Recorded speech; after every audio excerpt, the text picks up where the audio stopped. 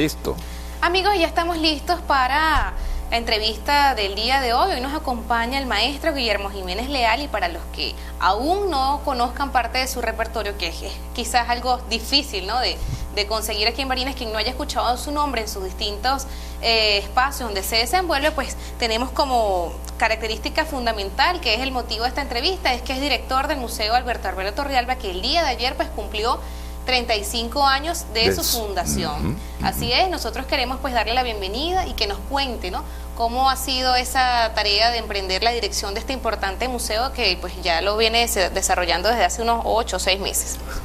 Bueno, muchísimas gracias, Mariana, por esta invitación.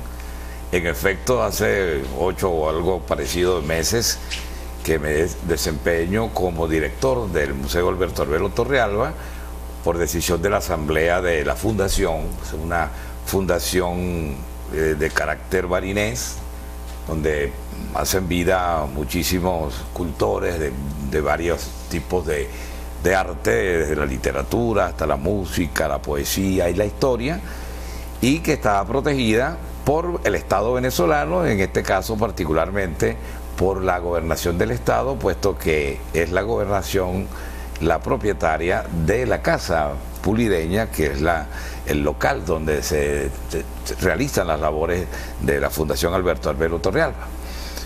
Y puedo decirte que estos 35 años no me son ajenos del todo, aun cuando es apenas poco tiempo el que tengo a la cabeza de la institución, por cuanto yo estaba en Barinas y tuve un rol interesante en la fundación del museo. Cuéntenos sobre esa historia, ¿no?, y por qué es importante o qué significado tiene este museo para la historia de Barinas.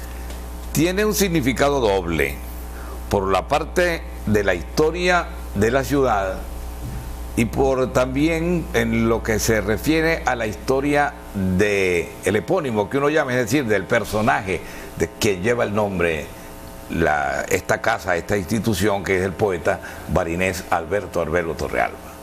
En efecto, el año 1981, encontrándome yo en Barinas por más bien una cierta casualidad, puesto que residí en Europa para la época, coincidió una idea vieja de los barinenses de tener, digamos, sus recuerdos históricos, arqueológicos y literarios dentro de una institución.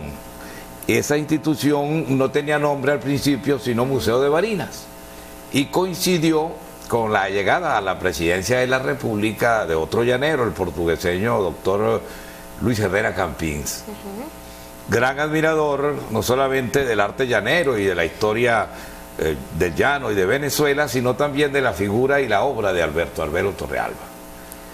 Hubo esa coincidencia, el antiguo deseo de los barineses, que se habían agrupado en una especie de fundación, la sensibilidad histórico y literaria del entonces presidente de la República y la figura de Alberto Arbelo Torrealba, a quien todavía no se había dedicado, por decir así, ninguna institución importante. No había una infraestructura con su nombre. Pues, exactamente. Luego vino el liceo, luego vino el municipio Alberto Arbelo Torrealba, pero digamos que es la primera institución de importancia, al menos regional, con pretensión de ser una institución que irradiara nacional e internacionalmente y que llevara el nombre de este poeta, como te digo, admirado en su obra y en su vida por el entonces presidente de la República. Entonces, todos esos elementos confluyeron en un momento dado de ese año 81, se legalizó la fundación,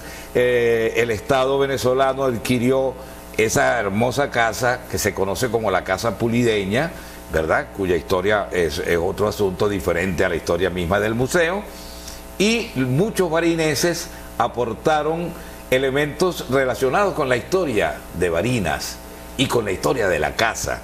Esa casa está ligada a la historia de la familia Pulido, Briceño, Pumar y otras familias barinesas, los Canales, los Contreras, los Febres, que en la historia de Barinas, sobre todo a partir de la creación de la Primera República, han tenido mucha importancia.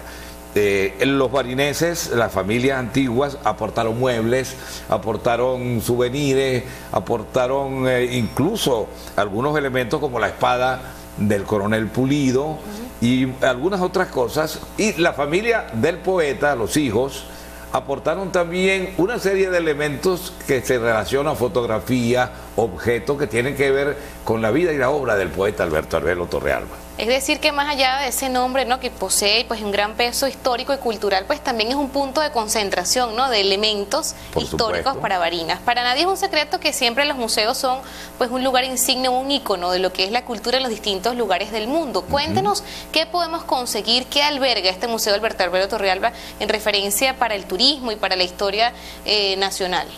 El museo, como hemos estado conversando, ya es un punto de vista turístico por la edad de esa casa, de ese lugar que data de finales del siglo XVIII, ¿verdad? No se sabe con certeza, no hay documentos, hasta ahora no se han conseguido documentos que demuestren que fue construida en tal año. Sí que perteneció desde el comienzo a la familia Pulido, eso sí se sabe con certeza, y que es una de las pocas casas que quedan en pie en las Barinas de finales del siglo XVIII. Y luego, esa casa en la actualidad tiene salas permanentes y salas itinerantes. Entre las salas permanentes está la sala que llaman Arbeliana, que es donde están recuerdos de la vida y la obra del poeta Alberto Arbelo Torrealba. La sala pulideña, igual recuerdos de la vida y de la obra de la familia Pulido, que fue la primera propietaria de esta casa. Exacto. Luego tenemos una sala permanente de arqueología y antropología, donde se encuentran elementos, por supuesto, de los dos tipos, elementos arqueológicos y elementos que tienen que ver con las culturas precolombinas que hacían vida en la región barinesa. Esa es una sala, la tercera sala pues permanente. Y aparte de eso hay 3 salas pequeñas, que, bueno, una grande y 2 pequeñas, que son itinerantes. En estos momentos, por ejemplo, hay una exposición de fotografía del artista barinés Álvaro Hernández, y a lo largo pues del año se programan distintas actividades artísticas, ¿verdad? En el corredor se programa, en uno de los corredores se programan las actividades literarias y musicales, miércoles y jueves por tradición. Y en los patios, cuando el tiempo lo permite, pues se pueden también realizar algún tipo de eventos. Cuéntenos acerca de ese cronograma que se desarrolló a propósito del aniversario, ¿no? ¿Cuáles estuvieron programadas y cómo estuvo ese ambiente? Porque 35 años se dicen fáciles, pero son de gran peso, ¿no?, para la historia de un museo. Mira, las actividades que se programaron fueron de carácter literario, histórico, y también de carácter musical y poético. En relación con lo histórico y literario, hubo 3 conversatorios, uno sobre la poesía barinesa, su historia y sus obras, sus diferentes autores, uno sobre los museos venezolanos, el pasado por venir de los museos. Estuvo a cargo del poeta Leonardo Ruiz Tirado, director del Museo de los Llanos.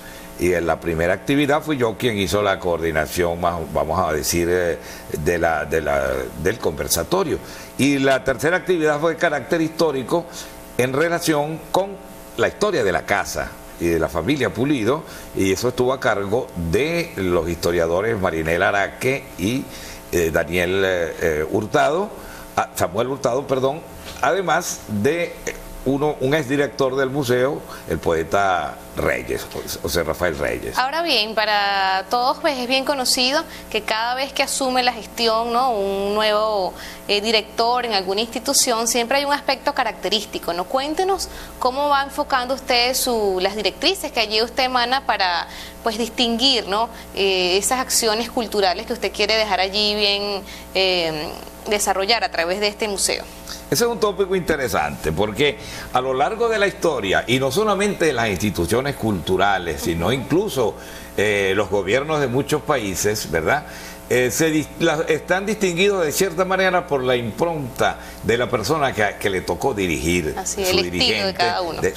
Su estilo, no solamente su estilo, sino también su importancia social e histórica. Así es. Porque cada persona es o no es imán de tal o cuales cosas.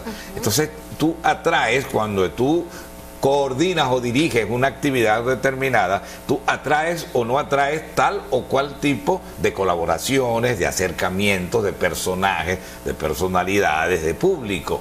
Entonces cada director de institución, por supuesto, que tiene un atractivo distinto. No creo que sea el asunto sea tratar de distinguirse en algo, no, sino que uno no puede evitar el poco o mucho peso que tenga su personalidad en relación con la obra que se realiza. Mira, la historia está llena con decirte que Alfonso el Sabio, ¿verdad?, en el siglo XIII fue un monarca español que llamó a su alrededor, por poder económico, pero por poder personal también, a los más grandes sabios que existían en la época en Europa, ¿verdad? Por decirte algo, terminó su mandato Alfonso el Sabio, hubo decadencia intelectual, histórica, literaria en el reino de Castilla. Bueno, por ponerte un solo ejemplo, que está llena la historia de reinados, de presidencias, de todo tipo, que tienen esta impronta de un personaje. Ahora bien, en el caso del museo en particular, hay elementos que no se pueden ocultar, como por ejemplo que es un museo sin presupuesto, es una institución sin presupuesto. Tenemos en la actualidad seriamente promesas de que sí lo va a tener, porque cuando este museo se creó, que a mí me pidieron una terna de personajes para dirigirlo, porque el entonces gobernador, el doctor José González Puerta, tenía instrucciones del presidente de la República de colocar a la cabeza del museo una persona que tuviera importancia cultural. Así es. Y yo, que estaba por casualidad en Barinas, le di una terna de donde fue electo el entonces primer director del museo, nuestro amigo el poeta José Manuel Alfonso, ya desaparecido. Y yo sé que en sus inicios, pero también es natural, el museo tuvo un presupuesto muy importante. El director tenía sus salarios, su sueldo, su remuneración por su actividad. En la actualidad la directiva no percibe ningún tipo de remuneración, y la institución se sustenta en la gobernación por una parte, la dirección de cultura de la alcaldía por otra parte. ¿Por qué? Porque tenemos personas tanto de la gobernación, de la dirección de educación y de la dirección de cultura, como de la alcaldía, de la también dirección de cultura, que están en comisión de servicios en el museo. Gracias a ellos que tenemos configurado un extraordinario equipo de trabajo en relación con las cosas que se tienen que hacer en el museo. Gracias a ellos, y por supuesto gracias a la gobernación del estado y a la alcaldía del municipio de Barinas, pues el museo puede tener un personal que lleve adelante actividades. ¿Cuáles son esas promesas en lo económico, ¿no?, que le permitirían definitivamente, a lo que usted mencionaba, esa impronta del desempeño de su función como director, pues emprender más actividades? Porque definitivamente los recursos económicos permiten, ¿no?, emprender, claro, y desarrollar más planes.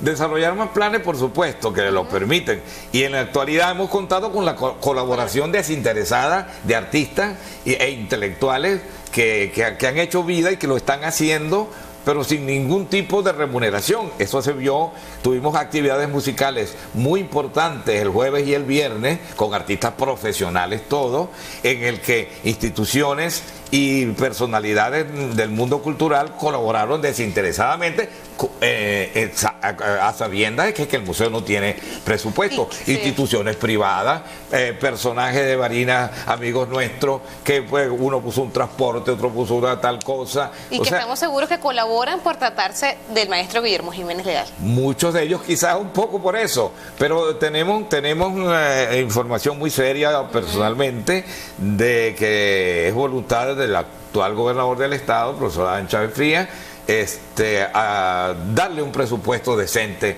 al Museo Alberto Arbelo Torrealba. Y tenemos también una oferta de la Fundación Nacional Museos o Fundación Museos Nacionales de Venezuela de financiar, no dar presupuesto permanente, pero sí financiar proyectos específicos que pueda tener la institución.